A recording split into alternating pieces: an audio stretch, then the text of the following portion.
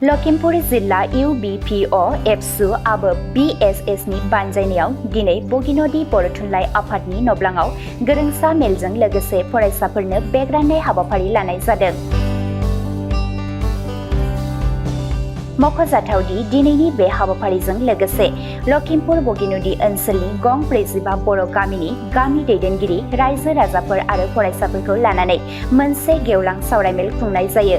लखिमपुर जिल्ला बर' थुनलाइ आफादनि आफादगिरि प्रदीप बसुमतारीनि मासि लानानै दैदेननायाव बे मेलखौ बेखेवनानै होयो बिकेडब्लिउएसिनि लेङाइ मासिगिरि सृजन बसुमतारीया। बे मेलावनो गाहाय आलासि महरै बिकेडब्लिउएसिनि गाहाय मावफुं सोद्रोमा मिहिनीश्वर बसुमतारीजों लोगोसे बाहागो लाफायो सानजारां लकेश्वर ब्रह्म बान्था मोनगिरि बीरेन्द्र कुमार ब्रह्म, जनाय आइटिडिपि बर्डनि मासिगिरि फैलाव मुसाहारि, इउबिपिअनि हारिमु नेहाथारि अर्जुन आर'नाइ बसुमतारी, एबसुनि सुबुं फोनांजाब नेहाथारि रुबुं खेरखातारि आरो गुबुन गुबुन बर' माहारियारि आफादनि दैदेनगिरिफोरा मैखोमै बाहागो लानानै हाबाफारिखौ जाफुंसार खालामो। दिनैयो लखिमपुर जिल्ला बर' थुनलाइ आफाद, दुलाराय बर' फरायसा आफाद, खौसेथि बर' सुबुं आफाद आरो दुलाराय बर' आइजो आफादनि जथाय लिंथुमनायाव दिनै नैबे लखिमपुर जिल्लानि सिङाव थानाय बगिनदि बर' थुनलाइ भवननि जे मोनसे नब्लाङाव रायजो राजाखौ लानानै मोनसे गोरोंसा मेल जों लिंथुमनाय जादों। दा बेवहाय माखासे थांखिफोरखौ लाना जों लिंदों।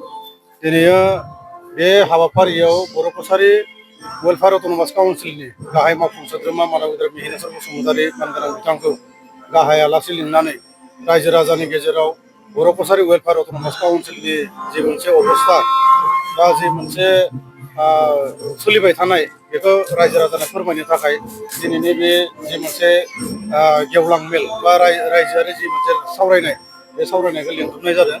दा बेवहाय जोङो बर' कसारी वेलफेयार अट'नमास काउन्सिल हिसाबै जोङो रायजोनो बेखौ जों मेसेज होनो सानगोन नैबे जथुम्मानि गेजेरजों। दिनै बर' कसारी वेलफेयार अट'नमास काउन्सिल दाफुंनाया 4 बोसोर बारलांबाय, नाथाय दासिमहालागि गामिया माखासे फोसावजाबाय, माखासे दंबावो। दिनै बियाब दाफुंनायनि खोथा, दिनै समस्ति दानायनि खोथा आरो इलेक्सननि यालागि लांनाय बा इलेक्सन खुंफुंनायालागि दिनैयो जोङो सरकारजों सावरायबाय थादोंब्लाबो दिनै लावलांबाय थानायखौ जोङो नुदों।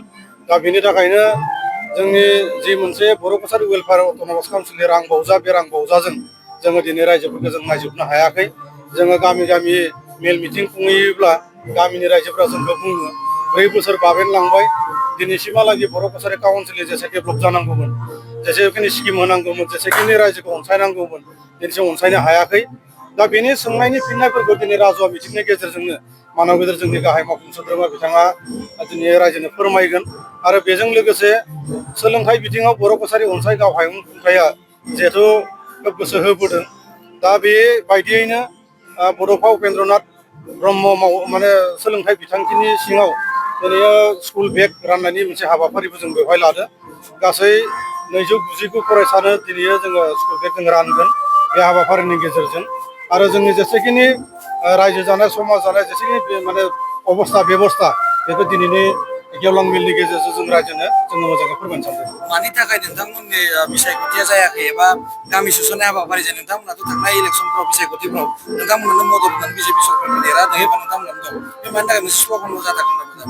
दिनैयो जोङो आसामनि जग्राफिखौ नायोबा जों नुयो जे आसामाव खना खनला रायजो जानाय जेसेखिनि बर'फोर, बे बर'फोरा गोबां अट'नमास काउन्सिलाव जेरै हाबनानै दङ। जेरै टिवा जोंनि मिसिं अट'नमास काउन्सिला डिनटिफाइ जाबाय आरो बेजों लोगोसे आसामाव थानाय जेसेखिनि बर' गामिफोर, बे बर' गामिफोरा नटिफाइ जाबाय। नाथाय जोंनि मरिगाव जिल्लानिफ्राय हमनानै बा टिवा अट'नमास काउन्सिलाव थानाय माखासे बर' गामि आरो जोंनि गवालपारायाव राभा अट'नमास काउन्सिलाव रायजो जानाय जेसेखिनि बा सिङाव थानाय बर' गामि, दा बिथांमोनखौ जोङो दासिमहालागि नटिफाइ होनो हायाखै। आरो बिटिआरनि बाउण्डारियाव थानाय बा बिटिआर आरो आसामनि बाउण्डारियाव थानाय बर'फोरखौ जों दासिमबो स्र' खालामनो हायाखै। सनितपुर, बिश्वनाथ आरो लखिमपुर जिल्लानि सिमलुगुरिनि बर'फोरखौ दासिमबो बिटिआरआव जोङो रोखायै सोसननो हायैनि थाखाय दिनै जानो हागौ जोंनि जि बिसायख'थि, बे बिसायख'थिया एसे लेट जादों। खिन्थु आसा खालामो जोङो थाबैनो जे सरकारा बे बिसायख'थिखौ खुंनो नागिरदों आरो थाबैनो जे खुंहैनो हागोन, दा बेखौ जों आसा खालामनो हायो।